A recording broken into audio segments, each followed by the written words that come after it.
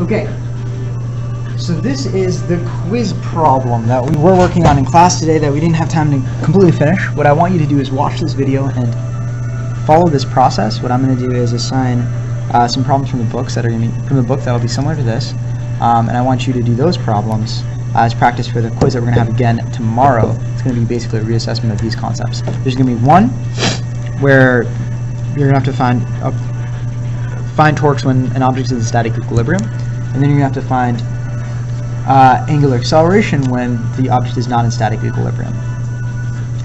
And so we already did this in class. We showed that the hinge has a diagonal force out from the pivot point. There's a tension here. There's big M, little g over here, and there's a little mg on the edge. When we're determining the reading on the spring scale, all we want to do is find the tension there. So we set the total torque equal to 0. Remember, we wanted to figure out that we wanted to use torques instead of forces because we don't know what that h is. So if we were to approach this using net force, we know that there's mg, t pointing up, but the problem is we don't know what h is, right? H is variable, it depends on t. So that's one unknown and then another unknown that we can't solve for using forces. But if we pick this to be our pivot point and we just say that this entire system is rotating about this point, then if we use torques, the nice thing is that we don't even have to consider that force because it's acting right through the pivot point. That force is negligible when thinking about whether or not it has a torque or whether or not it torques the system. And so by picking net torque is equal to 0, we only have to look at the forces that are acting at a distance away from that pivot point. So if the net torque is 0, we only care about big M G L over 2, right? That's L over 2 right there. Little m g times L, the whole length right there, minus t sine 30. That's the perpendicular component of t. I've shown the work here. You can stop and then zoom in over here and check and see. But t perpendicular has to be t sine 30 times L, because that's the distance away from the axis of rotation. This is equal to 0. We can get rid of all the L's, mg over 2 plus mg minus t sine 30. If you solve for t this way, you'll see that t is equal to 29 newtons. All right. Now, once you solve for the tension, part C, we actually don't need that for part C. Actually don't need either of those for part C. Part C is a little bit tricky because it does involve using the parallel axis theorem. So remember, I parallel is equal to ICM plus MR squared. This is asking us to find the rotational inertia of the rod block system about the hinge. Okay, so that means that we need to figure out the rotational inertia of this whole thing about the hinge right over here. All right, we have some information about the rotational inertia of the rod about its center, but that's just the rod. Why don't we do that first? Let's find the rotational inertia of just the rod about the hinge. Let's do that. So using the parallel axis theorem, we know that ICM for the this is for just the rod about hinge, we'll say. Rod hinge. This is rod center. So we'll say ICM, which is 1 over 12 ml squared. This is the center of the moment of inertia about the center of mass, 1/12 ml squared, plus ml over 2 squared. That's because this is the distance, r is a distance, L over 2, away from the center of the rod, right? So we're trying to find this new moment of inertia about the hinge, but that hinge is L over 2 radius away from the original moment of inertia, which is at the center. All right, so we know that, therefore we have 1/12 ml squared plus ml squared over 4. So then that's what, 3 over 12, 4 over 12, 1/3 ml squared at hinge for rod. We're not done yet though, because that's just 1/3 ml squared at the hinge for the rod, but we want both the rod and the block. So how do we do this? We have to not only take into account the parallel axis theorem, but we also just need to add on this little mass right over here. So if that's at the hinge for the rod, then we need to say, okay, so then 1/3 ml squared plus a point mass, mr squared, which in this case is ml squared, plus the point mass. ml squared. Now, we know what that big mass is. It's 2 kilograms. L is 0.6 meters. Little m is 0.5. L is once again 0.6. We plug some variables in and we get 0.42 kilograms meters squared. Cool. So that is the moment of inertia about the hinge. Now finally we need to find the angular acceleration if the rod block system is cut, or if the whole thing is cut near the end of the rod. So if it's cut right there and this starts swinging, how fast is it going to swing? How quickly is it going to rotate? Well, let's figure this out. I'm going to yeet to another page. Or actually, I'll just add this onto the sticky note. So for part D, using Sharpie, because I like Sharpies. So for D, we want to figure out angular acceleration. We know here we have the inertia, and we also know what the net torque is, right? Because we know the force here, and we know the force here, and if there's no tension, we could do this pretty easily. All right, let's do it. Torque is equal to I times alpha. Alpha is equal to torque divided by I. The torque here is due to mgl plus mgl mgl plus mgl over 2 all over 0.42 kilogram meter squared. Right, because the torque here is based only on the force acting at this lever arm L, this little mg acting at this lever arm L, plus this big mg acting at this lever arm half, right, half of the whole distance. So it's mgl plus mgl over 2 all over the moment of inertia, which is 0.42 kilogram meter squared. When you solve for alpha, I think you end up with around, let's check it out. So little m is 0.5 times 10 times big L is 0.6 plus big M 2 times 10 times 0.3. Oh, I have too many. Too few or too many parentheses? Oh, okay. Divided by 0.42, which would be around 21.4.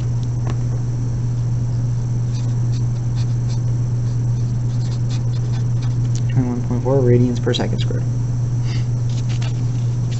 Simple. Moment of inertia, you got.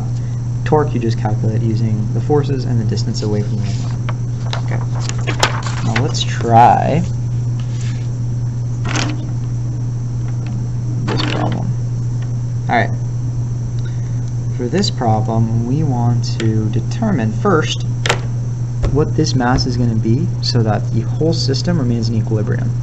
Okay, that means if it's in equilibrium, that means that there is no net torque. That's pretty important. I'm going to write that down. Remain in equilibrium. Torque net is equal to 0. Cool. If that's the case, then if we want to solve this problem, net torque is equal to 0. That means net torque, if this is positive, that's minus. We know M2GR2 minus M1GR1 is equal to 0, which is also to say that M2GR2 is equal to M1GR1. the g's cancel out here, and so if we want to solve for m2, we know that that will have to be equal to m1 times r1 all over r to this r2.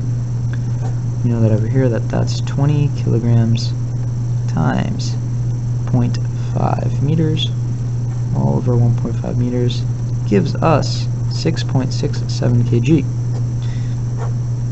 Okay. Now, things get kind of interesting because one of the blocks, M2, is removed and the system is released from rest. Okay, so determine the angular acceleration of the cylinders.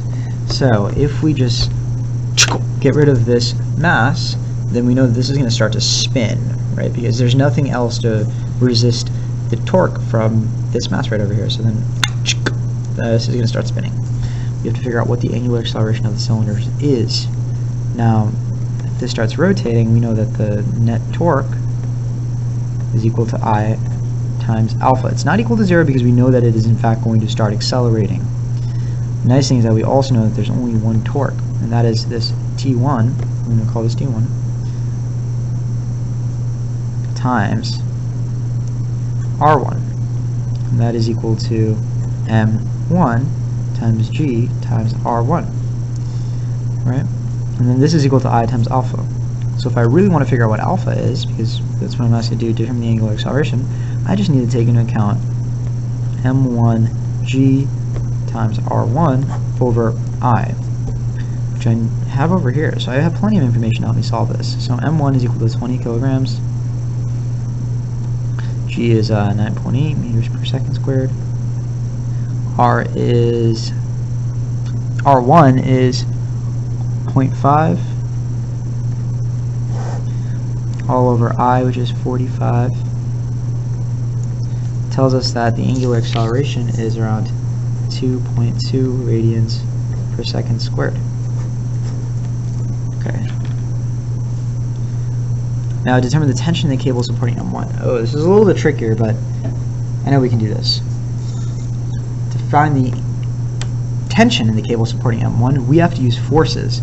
So over here we use torque to find angular acceleration. Because this is asking us for tension, we know that we need to use torques because we have information about the acceleration. We can use net torques here. So in order to do this, we have to first think about what are the torques that are acting on this block M1. We know that it has some M1G pulling down and it has some T1 pointing up. The whole thing is going to accelerate at a rate of A. So if we draw our free body diagram, we then know M1G minus T1 is equal to M1A. Now the other nice thing about this is that we have a value, or we can use the value that we have here for alpha to figure out A pretty easily. We know that A is equal to R times alpha, and so if alpha is equal to 2.2, then R is equal to 0.5 times 2.2 radians per second squared. We know that we'll get a linear acceleration of 1.1 meter per second squared. Now, for this, if you want to solve for tension, we can see that T1 is equal to M1 G minus A. Okay. M1 is then 20 kilograms times 1.1 minus 9.8. This tells us that T1 is equal to 20 times 1.1 minus 9.8, negative 174. So around negative 174 newtons. We might have gotten negative 174, negative 180, something like that. Now, the final thing that we need to do is determine the linear speed of M1 at the time it has descended 1 meter. Oh, easy money. You know why? Because we already know the linear acceleration right over here, 1.1 meters per second squared. We found the tension. We can find the final velocity. Oh, come on, child's play. So Vf squared is equal to Vi squared plus 2a delta x. We know that the initial velocity is just 0 plus 2a delta x. So final velocity squared is equal to 2a, 2 times acceleration here, which was 1.1 meters per second squared, times delta x, which in this case was just 1 meter. So VF squared is equal to 2.2 meters squared per second squared. VF will therefore just be equal to the square root of this thing, which is, I think, 1.4 meters per second. Alright, so once we figured out that linear acceleration, the rest of this is a breeze. So the big things to keep an eye out for are took us a total of around 16 minutes. So the big things to keep in mind are, if we do a recap of the whole problem, if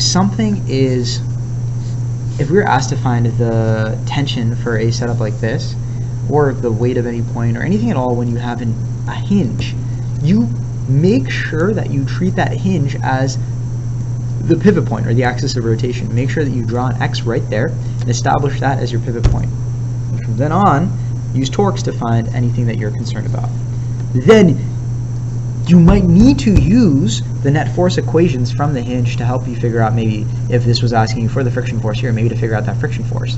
But once you can't use this the hinge forces because you don't know what they are yet, until you've done a little bit more investigating and figured out what T is. See, now that we figured out what T is, we can then say, okay, so T has this vertical component and then these two mg's. We can figure out what the vertical component of the hinge has to be, but we can't do that until we know what the tension is, right? We know there's a tension up and two weights pointing down. The hinge has to provide an upward force that balances out these two weights, right, plus this tension. On the other hand, we know that there's this horizontal component of the tension that's pulling it this way. We know that the hinge has to support it, has to push back the other way with a proportional amount of horizontal force. But we don't know that until we figured out the tension first, right? Okay. Those are big. Using the parallel axis theorem to determine the rotational inertia of the hinge, of the rod block system about the hinge, is a little bit tricky. And then from here, the trickiest part is probably figuring out, probably this part right over here, right? I think figuring out the angular acceleration might be a little bit tough, but you guys can do that. Alright, I'm going to post some homework problems for you to complete. That will be good prep for your quiz. Your quiz will be on similar concepts, but based also on similar concepts as to this, but will be based on will be pretty similar to the homework problems that I assigned. The end game will be so that you can use Newton's second law to solve problems involving forces that may cause rotation. Alright, let me know if you have any questions on any of the problems that I assigned. Alright, see y'all.